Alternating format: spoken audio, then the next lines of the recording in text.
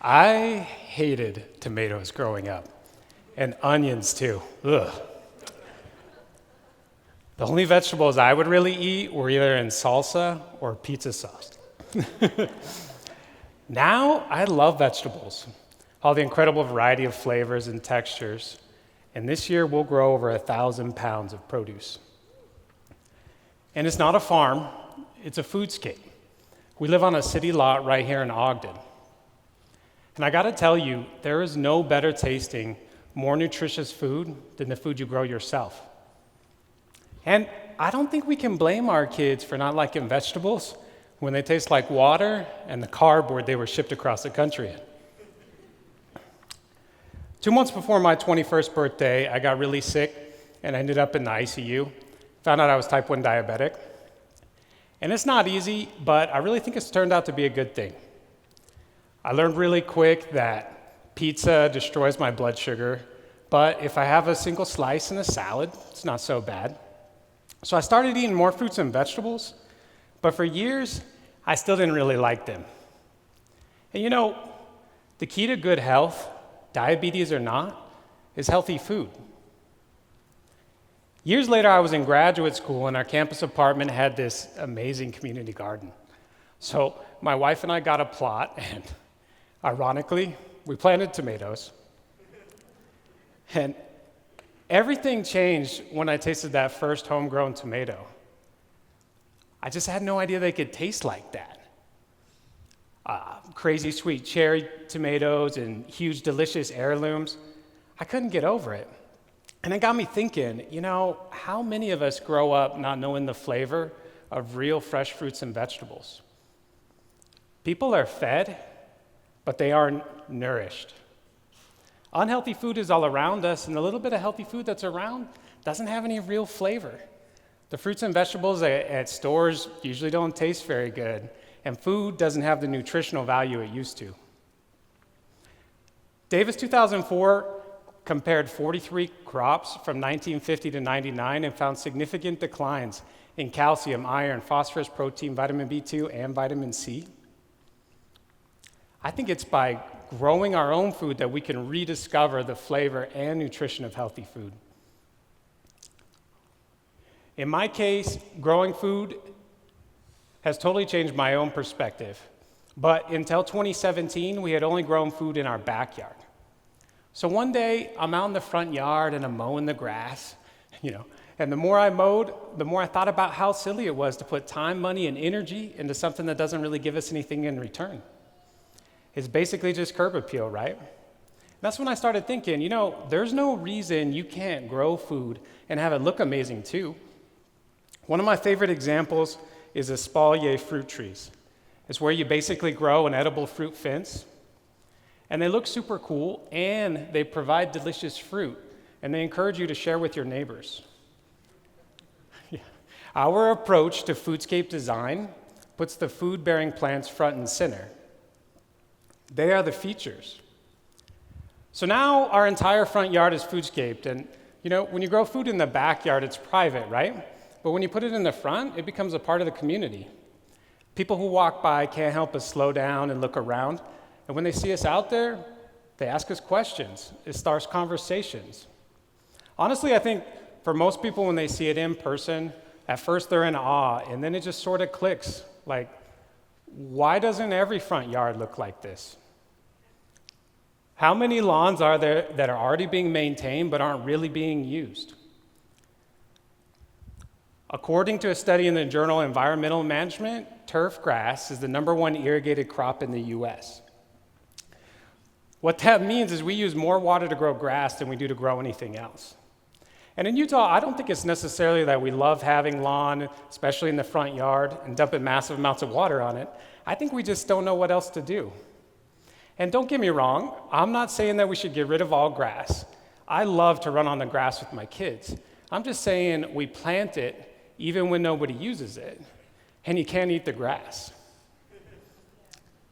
The key to good health is healthy food. If we're looking for more space to grow local, healthy food, it's already there, right? We're planting grass and wondering why our kids don't like vegetables when there's a solution right in front of us. In our house, we have this birthday tradition where on our birthday, we get to pick all the meals for the day. This year, our 6-year-old, no joke, chose lettuce for her party. And also ice cream cake. But the lettuce blew me away. Now, my kids don't eat everything from the garden, and they aren't always into it, but I cherish it when they are. And I know that they'll do their own thing, and they might not always love homegrown tomatoes the same way that I do. But I have no doubt that they will grow up appreciating quality, fresh, healthy food. And they'll know about ecosystems and how we can be good stewards of the land. I'm blown away by how an 8-year-old can know so much about beneficial insects. She'll be out there telling people, no, that's not a pest, that's a ladybug larva. She likes the aphids and the dill and the chamomile flowers. My kids can walk out our front door, pick their own strawberry, and I know exactly what's not on it. Every kid should grow up with experiences like these and knowing about real healthy food. And for those who can't have it at home, we got to foodscape our schools. The average American has become so disconnected from real food and where it comes from that food production and environmental issues are just so far removed from our radar. I think we treat farming and sustainability like it's some giant living in the hillside, like it's bigger than us. Sustainability is us. Our health is tied to our environmental health, the soil and the air quality. Look, healthy soil, healthy plants, healthy food, healthy people. I believe that if we really want to be more sustainable, if we want to pursue healthy lives for future generations, we need to start right where we live. We need to live it. Sustainability is us. The trouble with our current food system is that things like conventionally grown apples, which I think maybe we should call synthetically grown apples, by the way, they form our perception for what we think an apple should cost. After growing my own apples, I'll tell you it's not really an apples to apples comparison. Real apples are grown in healthy soil, on healthy trees that are cared for and grown on well-stewarded land. And the same goes for tomatoes. And I totally understand why people might not want to pay $1 each for farmers market tomatoes when the tomatoes at the grocery store are like less than half that price. But the thing is, that's not a tomato. That's water masquerading in a tomato suit. This is a tomato. Our food's been bred to grow bigger, faster, and for storage and shippability, and it's picked too early, stored too long, and shipped too far, all at the cost of flavor and nutrition. People are fed, but they aren't nourished. These issues are complex, but I think the solution is simple. We need to put the healthy food right in front of us.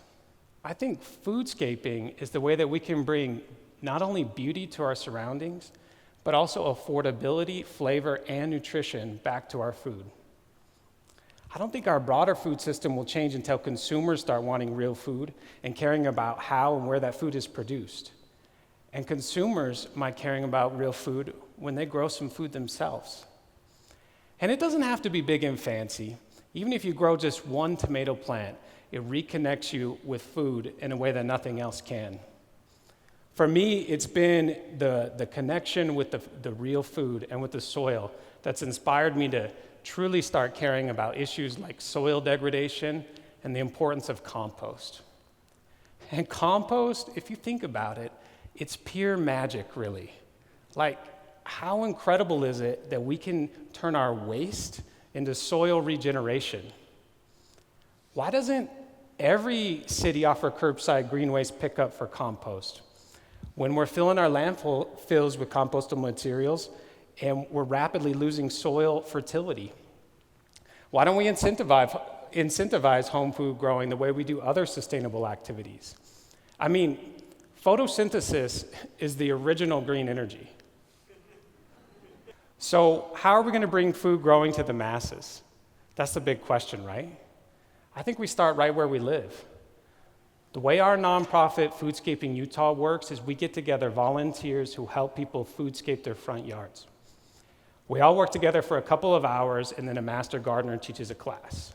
And it's been so cool to see multiple generations, seasoned master gardeners working alongside total beginners, and they've started showing up in droves. So far, we've foodscaped 16 front yards, 7,500 square feet. That's over 100,000 gallons of water per year that doesn't have to be wasted on unused grass. And that's thousands of pounds of the most nutritious food that doesn't have to be shipped across the globe. And that's just me and a small group of volunteers. Imagine if every community did something like this. This year with COVID, we only did a limited number of foodscapes this spring, but the ones we did do were especially powerful. For one in particular, I remember this overwhelming feeling of catharsis. Just this incredible relief to be out doing something positive in the middle of all the stress and uncertainty. And when all the hard work was done and we took off our masks and we sat 6 feet apart, I'll never forget the look on everyone's faces. They just had these giant smiles of relief. Relief to be out of our houses, but relief to be helping people. And I think satisfaction because we knew that we had participated in something bigger.